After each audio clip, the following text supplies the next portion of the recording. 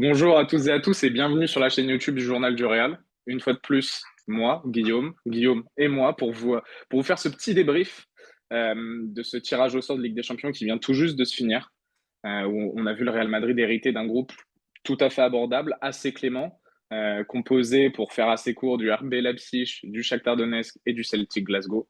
Mais bon, avant d'essayer de discuter et de détailler tout ça, comment vas-tu, mon acolyte Guillaume?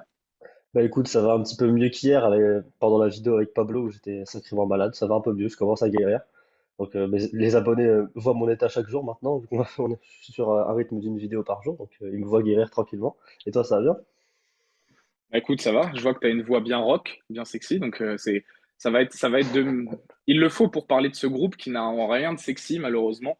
Enfin, ou heureusement, ça dépend de quel point de vue on se place et de comment est-ce qu'on aborde la phase de poule de la Ligue des Champions. Il y en a qui veulent des gros chocs dès les premières journées pour se mettre en route. D'autres qui veulent un groupe assez clément pour ne pas avoir de mauvaises surprises. D'ailleurs, on a deux opposés entre le Real Madrid et le FC Barcelone. Le FC Barcelone qui a hérité très clairement du groupe de la mort avec le Bayern Munich, l'Inter Milan et, si je ne me trompe pas, c'est Victoria Pilsen, la Ouais, dernière c'est équipe. Pilsen, ouais. C'est ça. Voilà. Et alors que, comme on l'a dit, le Real a plutôt hérité d'un groupe facile, du moins sur le papier. Et justement, notre rôle, là, aujourd'hui, Guillaume, ça va être de donner un peu le ressenti en tant que journal du Real. Comment est-ce qu'on voit cette phase de poule? Comment est-ce qu'on note, comment est-ce qu'on analyse les futurs adversaires du Real Madrid durant ce mois de septembre, octobre et novembre en Ligue des Champions? Donc tout simple, première question. Ta première analyse, ton premier ressenti par rapport à ce tirage? Je pense que c'est une année particulière en termes de phase de poule de Ligue des Champions, puisque ce sera vraiment un match tous les 3 jours, là, à partir du mois de septembre jusqu'à la mi-novembre.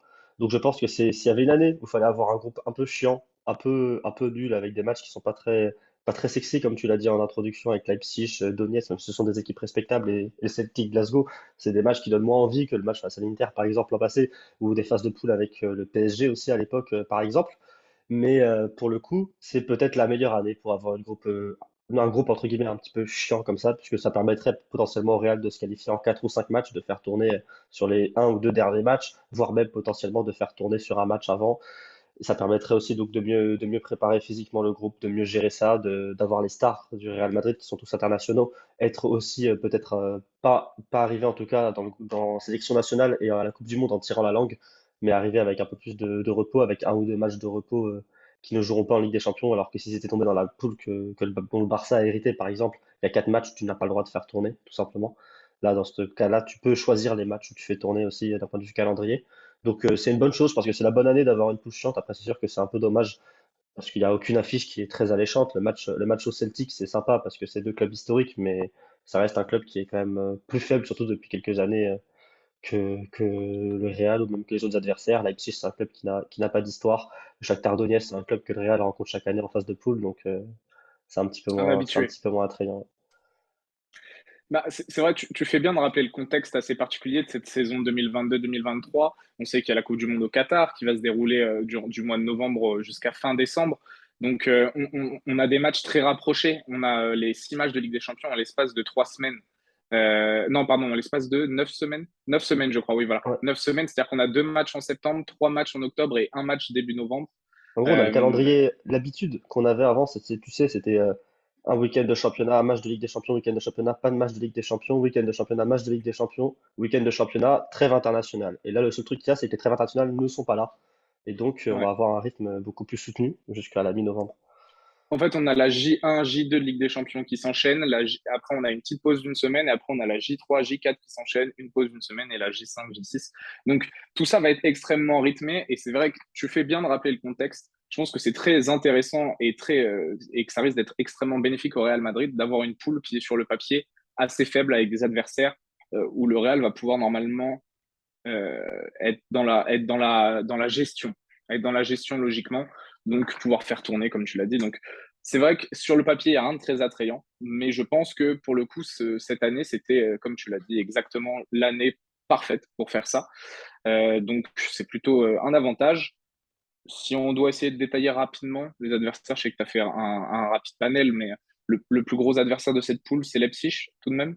C'est à nuancer, Leipzig adversaire principal, puisqu'ils n'ont pas encore gagné un match cette année pour l'instant. Ils ont perdu en Super Coupe dans un match très offensif contre le Bayern et ensuite ils n'ont toujours pas gagné en Bundesliga avec des matchs nuls contre Stuttgart, Cologne et une défaite contre l'Union Berlin. Donc si on regarde le début de saison, finalement c'est à nuancer de dire que Leipzig est la meilleure équipe de cette poule, même si d'un point de vue effectif, c'est sans doute pour le coup le meilleur effectif qu'il y a dans cette poule. Le Shakhtar, c'est un petit peu plus dur d'avoir de la visibilité dessus, puisque le Shakhtar vient à peine de lancer sa saison en faisant un nul contre Kharkov d'ailleurs. Mais le Shakhtar, on connaît le contexte, c'est assez particulier. Ils ont perdu plusieurs bons joueurs à cause de la guerre. Ils ont un effectif qui est un petit peu particulier et qui n'est pas encore construit à 100%. Il reste une semaine de mercato, c'est possible que ça bouge d'ailleurs du côté de l'Ukraine, même si ça bouge déjà pour d'autres choses là-bas. Et côté Celtic Glasgow, c'est un début de saison facile pour le Celtic en championnat d'Écosse. 4 victoires en 4 matchs, ils ont toujours pas joué les Rangers, ce qui est sans doute le seul match, seul vrai baromètre, on va dire, le derby de Glasgow dans le championnat écossais. Le Celtic, qui l'an passé a eu un petit peu de mal en Coupe d'Europe, puisqu'il s'était fait éliminer en Europa Conference League par Bodo Glimt, et qui s'était fait éliminer, je crois, en phase de poule d'Europa League, si je dis pas de bêtises, c'est ça, ils s'étaient fait éliminer en phase de poule d'Europa League, ils avaient fini troisième, et ils avaient été reversés et éliminés directement en huitième du coup de finale de Conference League. Donc le Celtic a eu un petit peu de mal aussi sur la scène européenne l'an passé. Donc c'est clairement trois adversaires à la portée du Real Madrid. C'est quasiment la poule la plus simple de laquelle ils auraient pu hériter, pour le coup.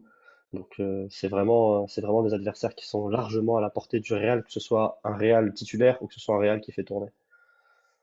Moi, je pense tout de même que Leipzig est l'adversaire le plus fort de ce groupe de par leur individualité. On sait que voilà, Timo Werner est de retour dans cette équipe. Christopher Nkunku faisait clairement partie des 15-20 meilleurs joueurs la saison dernière, si ce n'est peut-être même plus pour certains, en tout cas statistiquement. On sait que voilà, ils ont un nouvel entraîneur depuis la moitié de saison de l'année dernière, Tedesco.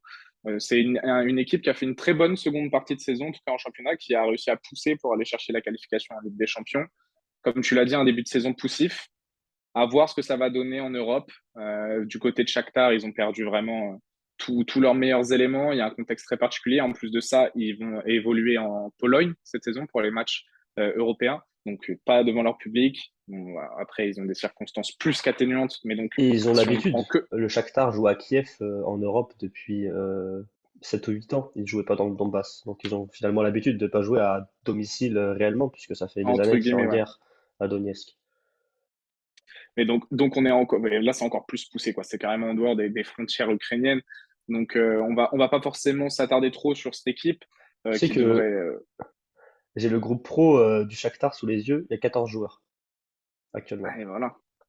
Non, ça va pas être simple pour eux cette saison et donc normalement le Real, ça devrait être un adversaire plus qu'à la portée. Et puis et voilà, Celtic Glasgow, c'est une équipe historique d'Écosse. Ils ont fini champion l'année dernière, ce sont les champions en titre d'Écosse. Donc à voir ce que ça peut donner. Moi j'ai très hâte, si possible, Pablo, de faire le déplacement à Glasgow parce que j'adore ce club de par mon enfance, ce maillot un peu rugby vert Tu, blanc m'a toujours un peu tu peux attiré. dévoiler ton amour pour Joe Hart à tous nos abonnés, Ouais, Victor. Tu vas pouvoir aller voir Joe Hart être gardien titulaire. c'est ça, un de mes gardiens préférés. Donc, non, non, il y a quand même deux, trois petites choses qui peuvent être intéressantes. Un déplacement à Glasgow, c'est jamais facile. Affronter Leipzig, on sait très bien qu'ils ont de la ressource. Sur un match, ils peuvent faire mal de par certaines individualités. Donc, il y aura un peu de concurrence, mais logiquement, le Real Madrid va pouvoir normalement, comme je l'ai dit, être dans la gestion, gérer ses résultats, gérer sa pression, gérer sa préparation aussi, et permettre à ses cadres d'aller à la Coupe du Monde normalement un peu plus frais que prévu. Est-ce que tu as des choses à rajouter sur ce tirage? Moi, il y a un petit point que j'aimerais soulever aussi, c'est l'absence de gros matchs. On a parlé de qu'est-ce qu'une poule facile apportait cette année particulière. L'absence de gros matchs aussi, j'aimerais la nuancer. Des personnes peuvent dire le Real aura du coup moins de gros matchs pour se jauger, se mettre en rythme ou quoi. Mais vu que la saison est coupée en deux, je trouve que ça n'a vraiment pas de gravité sur une saison normale. Ça pourrait être bien d'avoir une grosse joute européenne à disputer, même si même il n'y a que le match aller parce que le retour, les places sont déjà figées ou quoi, mais au moins avoir une grosse joute européenne pour se jauger face à une équipe qui n'est pas de son championnat, c'est toujours sympa en phase de poule. Mais cette année, je trouve que c'est moins important d'avoir ça aussi parce que la saison est coupée en deux. C'est littéralement une nouvelle Ouais. pré-saison et une nouvelle saison qui commence au mois de décembre. Donc je pense que c'est vraiment l'année finalement pour avoir une poule facile. Et dans les deux cas, que ce soit pour faire tourner ou que ce soit par rapport aux potentielles joutes européennes qu'on peut avoir grande joute européenne qu'on peut avoir en phase de poule, c'est vraiment l'année parfaite pour avoir un tirage aussi simple, puisqu'il est clairement, il est clairement facile ce tirage pour le Real Madrid. sans manquer de respect aux adversaires, je pense que pour le coup, il n'y a pas d'autre option que de finir premier. Et si on sort un tout petit peu du carcan Real Madrid, est-ce qu'il y a une poule qui t'intéresse un peu plus que les autres? Moi, j'aime bien le groupe A, parce que c'est quatre équipes qui ont quand même de la ferveur, qui sont historiques, il y a des belles choses qui les entourent, que ce soit Ajax, Liverpool, Naples, les Rangers, ça promet toujours de beaux matchs. Et sinon, je suis très content de voir que Benfica est dans la poule du PSG. J'irai peut-être tenter ma chance d'aller soit faire un petit aller-retour à Lisbonne, soit aller au Parc des Princes pour voir Messi, Neymar, Mbappé contre Benfica qui fait un excellent début de saison en plus. Donc je pense que ce match-là pourrait être très intéressant. D'ailleurs, je pense que Benfica va sortir de cette poule au passage, surtout vu le niveau de la Juve en début de saison. Je pense qu'on peut avoir une surprise dans cette poule. Et toi? Il y a, ouais, il y a plein de petites histoires. Il y a le retour de Haaland à Dortmund, qui est marrant. Tu as le retour de Lewandowski au Bayern. Mais je suis très très fan aussi de la poule A, de par la ferveur des supporters. Ce sont quatre clubs historiques, quatre clubs où l'ambiance est folle dans chaque stade. Donc je trouve que c'est une plutôt belle poule. Et ça va être super intéressant de voir comment l'Ajax va se comporter, comment le Napoli également, et si les Rangers peuvent créer la surprise, eux qui sont réellement en forme, en tout cas d'un point de vue européen depuis l'année dernière. Donc j'ai hâte de voir tout ça, mais cette poule A me tente bien, en tout cas bien plus, vous l'aurez compris, que la poule du Real Madrid, entre guillemets. Après, bien sûr, vous pouvez compter sur nous pour vous faire suivre toute cette saison et donc toute cette première partie de saison, la Ligue des Champions, surtout avec le focus, bien sûr, sur le Real Madrid. On fera plein de débriefs YouTube, pardon, plein de space. Space. Voilà, vous pourrez retrouver moi et Guillaume, généralement, après, souvent accompagné de Pablo, de Elliot, de Abdou, de toute l'équipe podcast Et sans audiovisuel. doute de comptes fans, au moins pour le Celtic Glasgow, c'est sûr qu'on en trouvera. Pour que le Shakhtar Donetsk, c'est plus compliqué de le trouver sur Twitter, mais au moins de quelqu'un qui s'y connaît en foot ukrainien peut-être, pour parler aussi un peu de l'adversaire. Et un spécialiste Bundesliga pour les psyches, même si on en a déjà un dans nos rangs du nom de Elliot. Mais donc, voilà, vous l'aurez compris, on va vous accompagner durant toute cette première partie de saison. On a désormais la poule, on ne connaît pas encore l'ordre des matchs, mais on peut vous garantir qu'on va essayer de vous faire passer la plus belle et complète première partie de saison du Real Madrid, surtout dans cette coupe d'Europe qui nous tient tant à cœur. Ça a été un plaisir, Guillaume. J'espère que ça t'a plu. Bien sûr. Merci Victor. Merci à toi. Et puis écoutez, on se retrouve très vite. N'hésitez pas à nous suivre sur cette chaîne YouTube. Abonnez-vous. À nous suivre également sur les réseaux sociaux. Et puis, ciao. Salut!